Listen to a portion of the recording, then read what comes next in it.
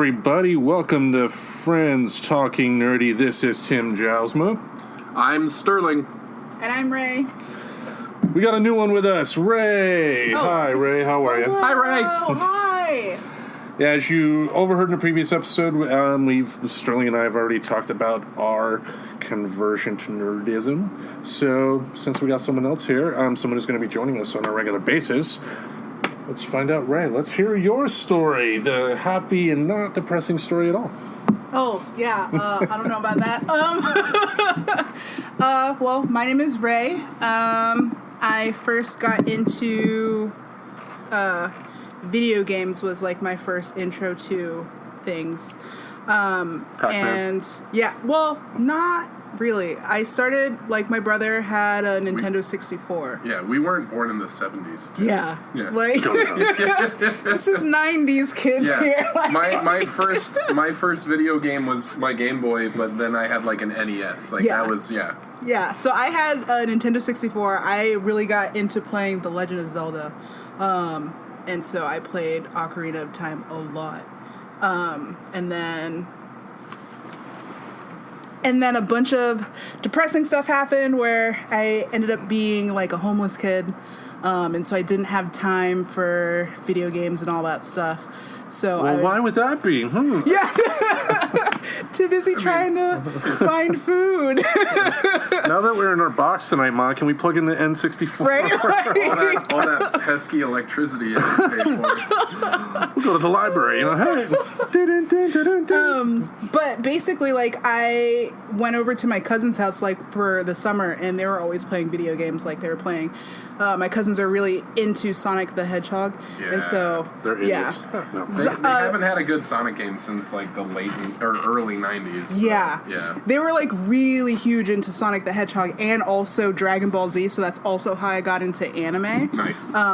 Like, all of their email addresses started with, like, SSJ4 and then their name. And so from there, like, I kind of grew an interest that eventually became a passion, and now it's something that I want to do with my life, like creating games that promote diversity and, like, having all sorts of characters and, like, really fun and interesting, non-depressing backstories. Man, I mean, I'm not one... you talked about the depressing story that you had. I mean, at least you had an N64. I had my imagination, and look where that got me. I mean, Yeah. when I grew up, I didn't realize that, like, a lot of cartoons that I was watching were made in Japan.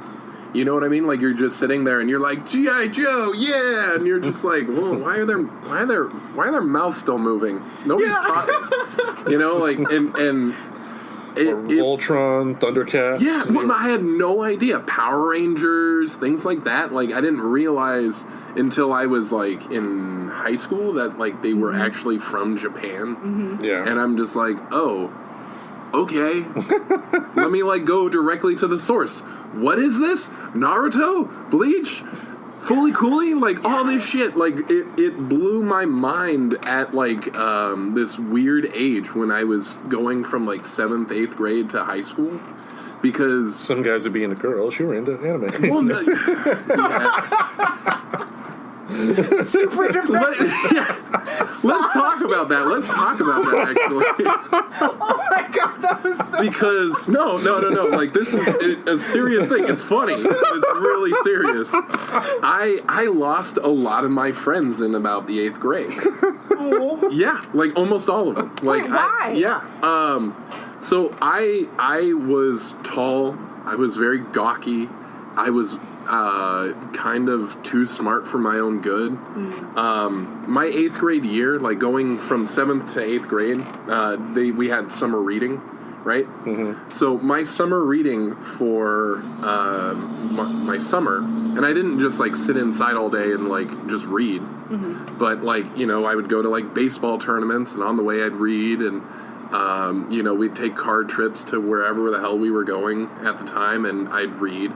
And, you know, I remember my sister went to gymnastics camp, so we drove her to gymnastics camp, and then I'm in the car, and I, like, when the Game Boy died of batteries, you read. So I'm reading all these books, And, you know, I go back to school and I turn in my summer reading paper, and I, by myself, read more books than the entire school combined. Dang. Right? And like, it was a kindergarten to 8th grade school.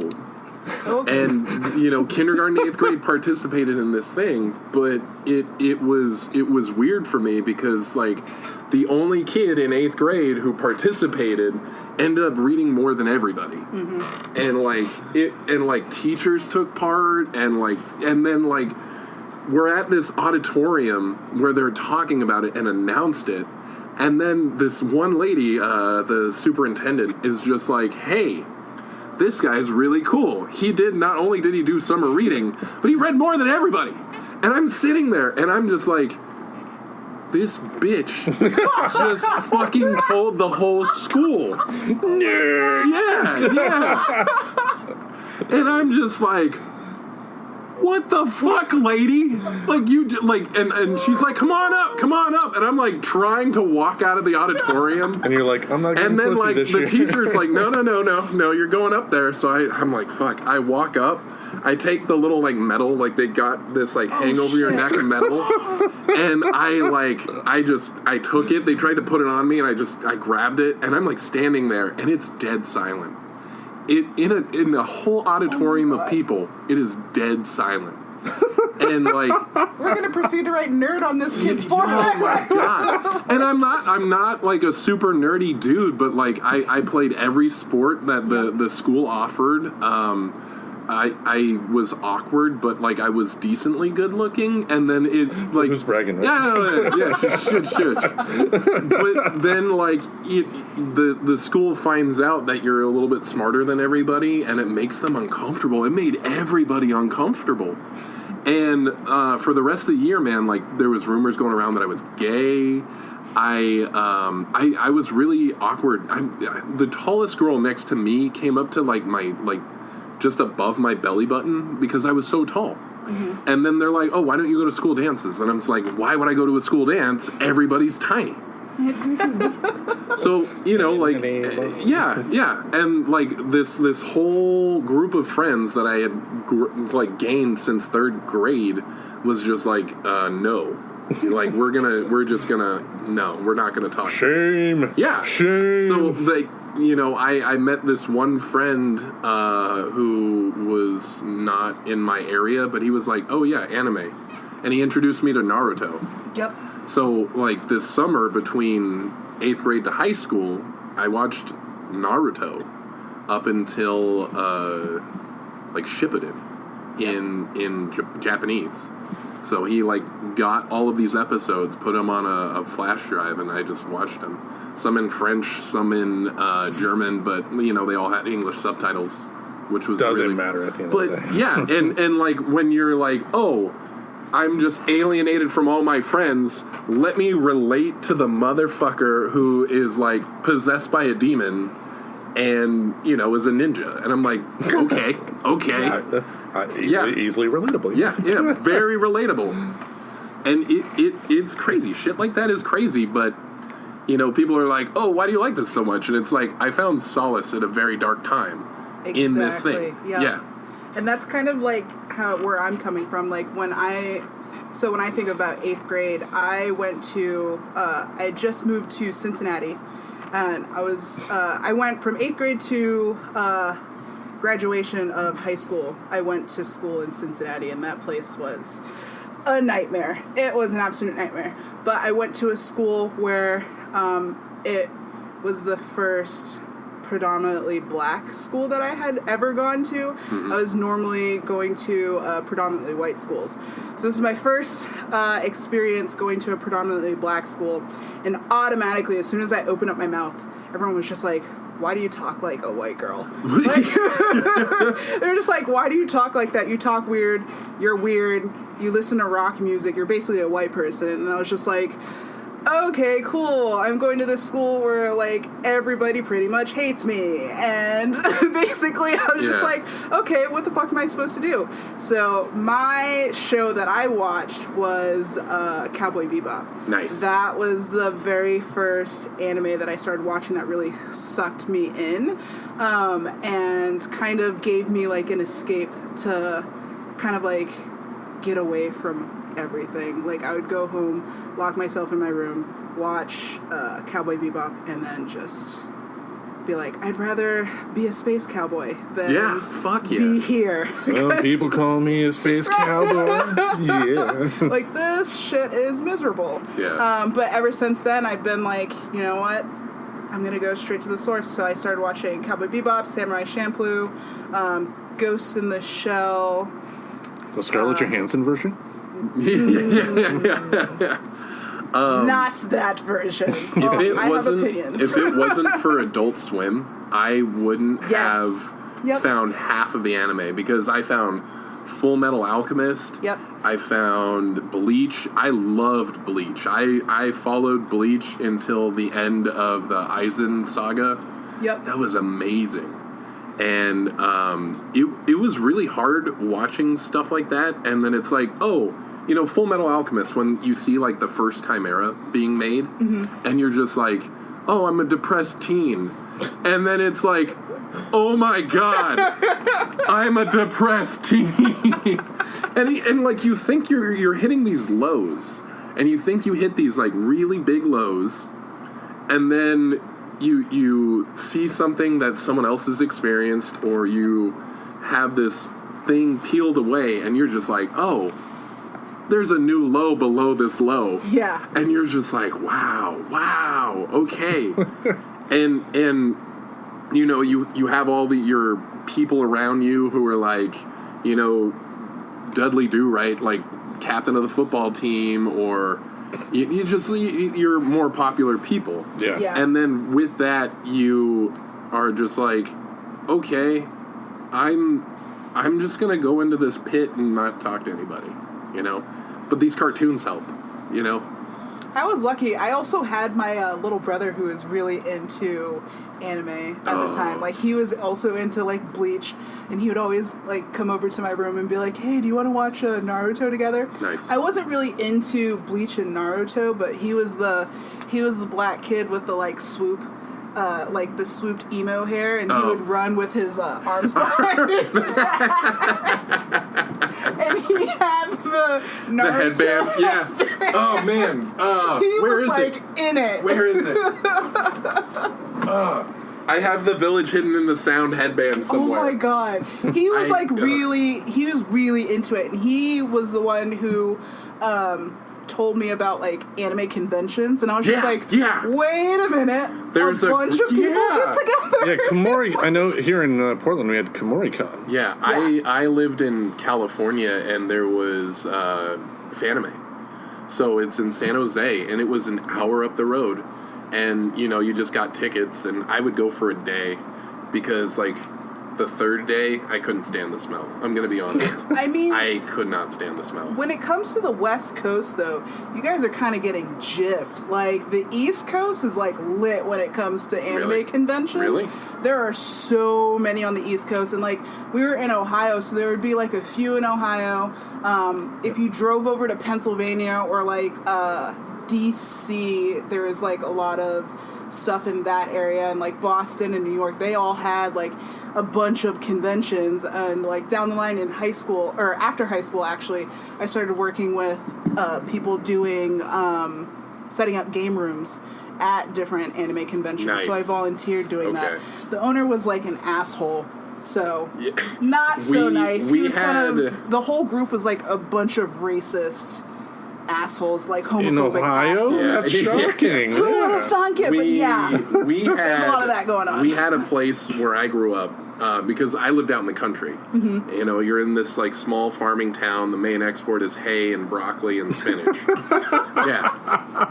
So you had this one group of people, and they made this like game room and this game room was called The Matrix because The Matrix had just come out. Yeah. So it's just a room full of computers, and people would play like Counter-Strike and World of Warcraft, and you'd pay like $20 for 4 hours. Mm-hmm. You know, you'd play, and you have like your time limit, and you pay for hours, and then in the back they had like Super Smash Brothers and all this stuff. And you're right. There are a lot of people who would be like, "Oh, you fucking fag," and drop an N-word, and I'm like, bro, like, the only person in here who's like not white is that one Mexican kid. And like, and it's like, what are you doing? Like, why are you so angry? Exactly. And I get it. I absolutely get it, because you have these people who didn't fit in, and then they find this like subculture of anger and hate, and you know, you have violent video games to like make them feel a little bit better. Well, take a look at comics these days. I mean, you look at the reaction that the Captain America storyline has. I mean, you've had Captain America in the spoilers. Captain America in the comics. We should just change the name of the show to Spoiler Alert. Yeah, you know what? Spoiler alert. If you are here, just assume you're going to be spoiled on something. So don't blame me if you're too lazy to buy something. We're mostly talking about things that are a year old or more. Yeah. Or Darth Vader's like Luke's father. Not How about quite that, out bitches? yet. So there's it's either speculation or a little bit older. But the thing with Captain America though is that when the storyline came out that the Red Skull was using a cosmic cube to make Steve Rogers think that he's been a member of Hydra all along. The writer, Nick Spencer, was getting tons and tons of death threats. Death threats. And hate mail.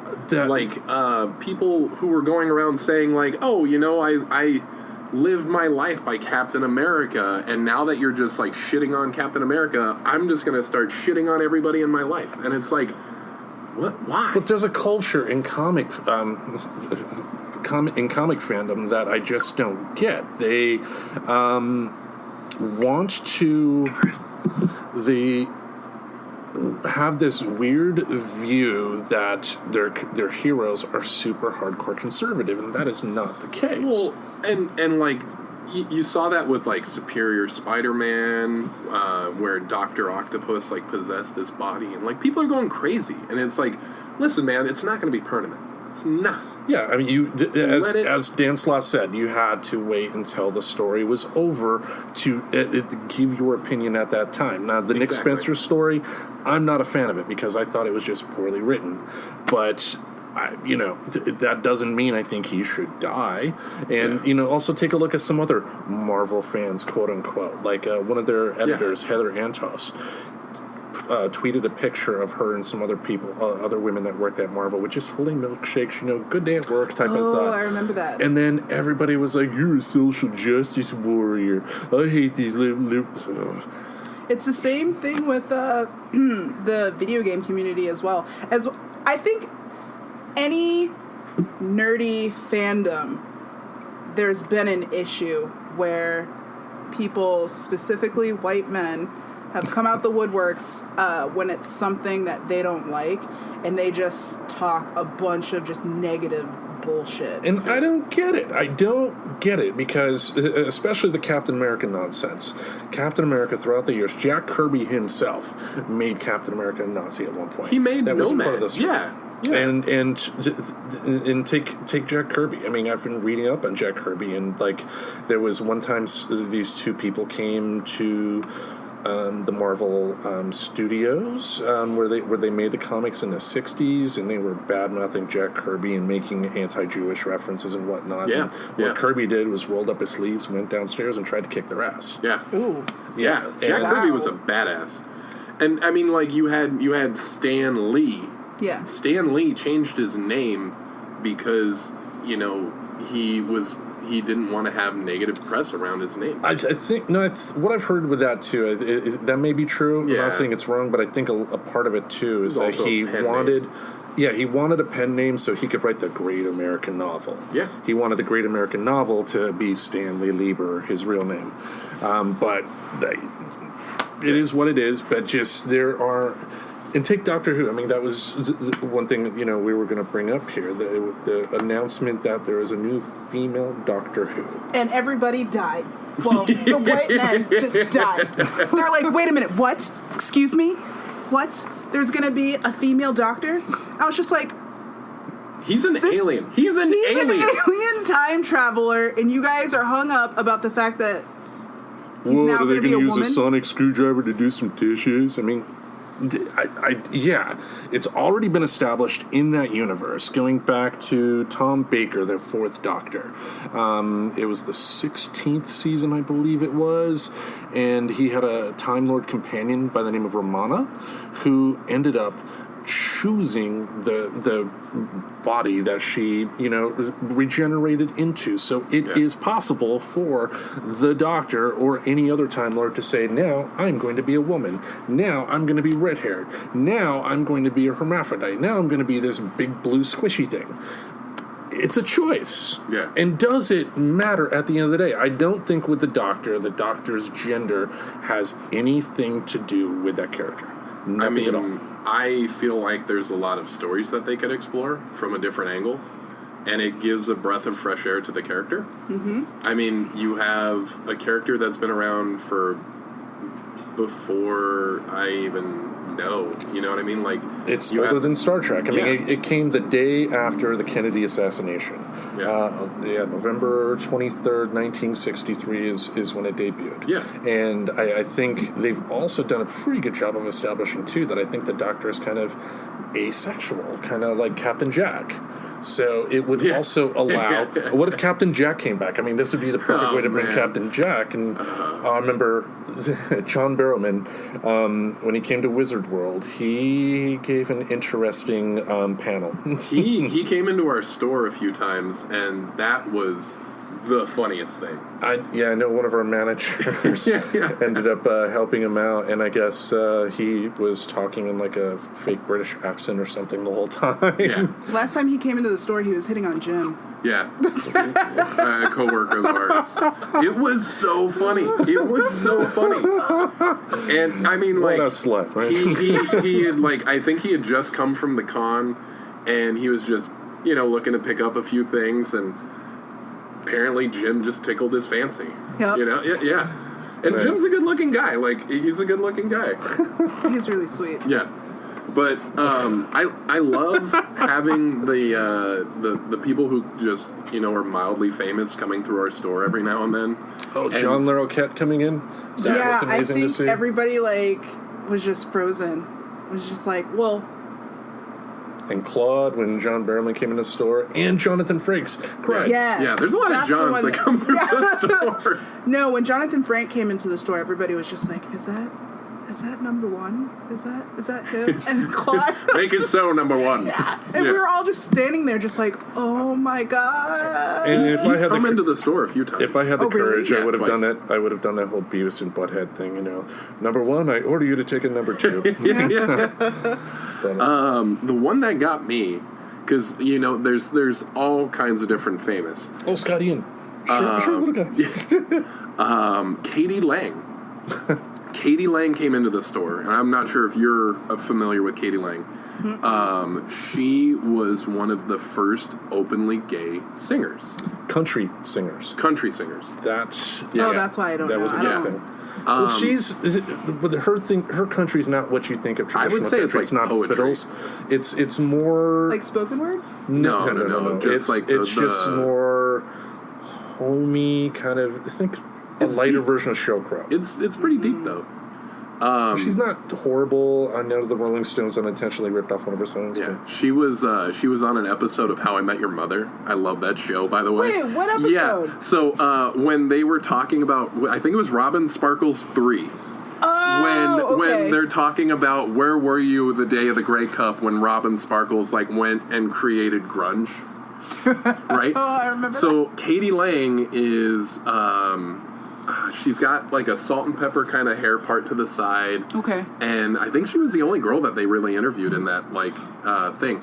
So you know, there were famous singers and stuff like that. So they had like Paul Simon, the guy from Full House, like famous Canadian people. But Katie Lang. Cut it out. Katie Lang was in that episode, and like it didn't hit me until like I was like 10 minutes into talking to her. Because everybody's like coming up and they're like, oh my God, I love your work. You're amazing. Your song saved my life. And I'm just like, I don't know who this is. Who is this person? Someone tell me. I feel like I'm going to offend her by not knowing who she is. And I was like, so I'm guessing you're kind of famous. And she's like, I'm okay. You know, she was very, very humble. And I felt so bad because like someone helped her and someone like messed it up. They didn't restore from a backup, and her device didn't have like a lot of her work like that she was working on. Yeah. So we're I'm glad I don't do that anymore. yeah we're just I'm helping her getting it back up and running, and it was really funny because I had no idea who she was, and it felt like she liked that. She was like, okay, Yeah. I'm okay with this. And then every time someone like came up and was like, oh my God, Katie Lang, I love you. She's just like, it seemed like it kind of agitated her, you know, because it's like, hey, I'm trying to get this thing done. It's a little private. Probably don't want to talk about it. And then it's like, okay. Yeah. Okay. And I'm like, hey, I'm trying to take notes. Go away. Go away. Get out.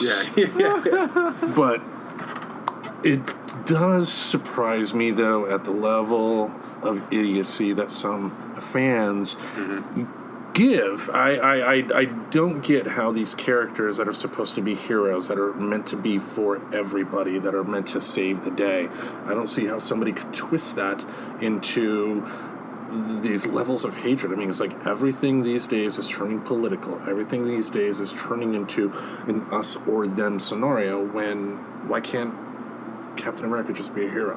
Why can't the Doctor decide, hey, I'm going to be a woman today and still be the same character? Yeah. I don't get the logic behind, things must always be the same way I remember them from 20 years ago. Yeah. I think it's because they don't want to share their icons. Like, they see their favorite characters from childhood changing into something that they don't necessarily relate with anymore, so they're just like, they don't you recognize, can't, you can't have this look because what it was mine. Look what happened with Star Wars, though, with the prequel trilogy. We talked about it a bit with Maura. I mean, Yeah. you get a lot of Star Wars fans that say, George Lucas ruined my childhood. No, he didn't. He just made 3 mediocre to bad films. Yeah. That does not make The Empire Strikes Back worse. That doesn't make Return of the Jedi worse because Attack of the Clones was a dumpster fire. It doesn't change the experience of you seeing it when it aired, when Not at all. it came out, when it was released. And Yeah.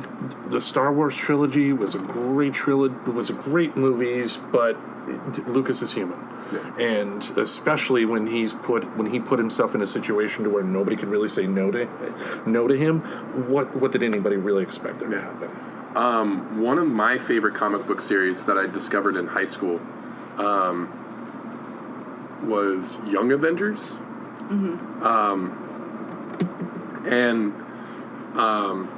It's super weird to say this because I felt like I was kind of closed off in my small little hometown. But Young Avengers had a cast of Wiccan, young Hulkling, Prodigy, like all of these different characters. He'll be a Hulk when he hits puberty. Yeah, right.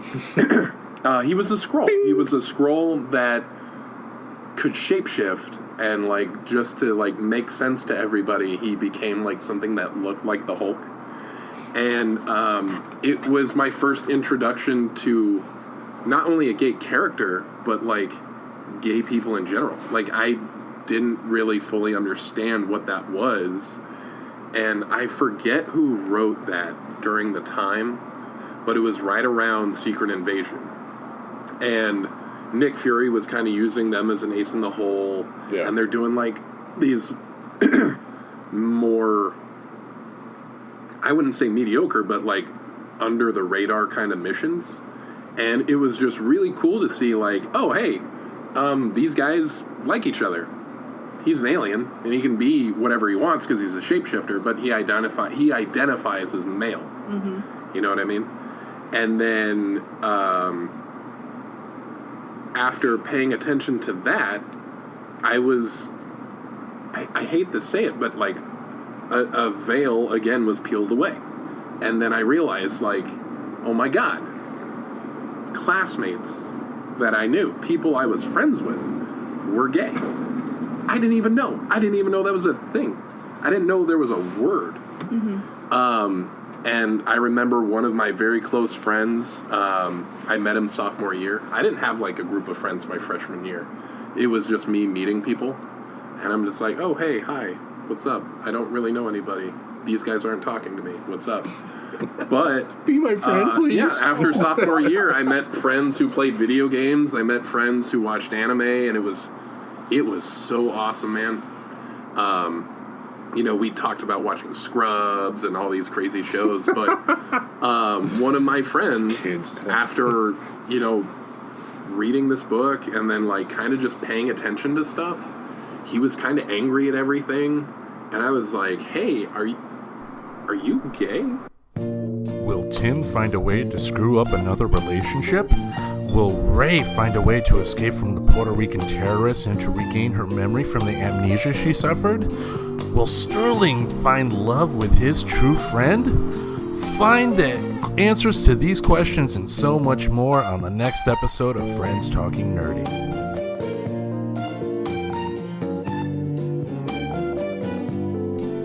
Friends Talking Nerdy was filmed before a live studio audience. The theme song to Friends Talking Nerdy was written and performed by Christopher Lazarick. You can find him on ChristopherLazarick.com. That's ChristopherLazarick.com. You can also find his EP, Here's to You, digitally on all available outlets.